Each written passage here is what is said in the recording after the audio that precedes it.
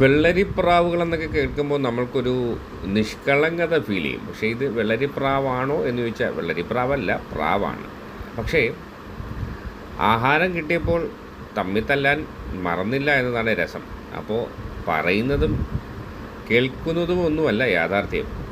എന്തായാലും ചായ കുടിക്കാൻ തിരുവനന്തപുരത്തെ ശാസ്താമംഗലത്തിലെ തട്ടുകടയിൽ കയറിയപ്പോൾ ചുറ്റും കണ്ട കാഴ്ചയാണ്.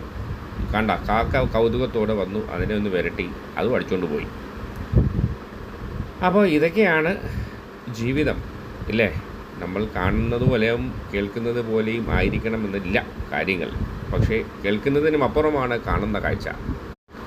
എന്തായാലും ഒരു ഭയവുമില്ലാതെ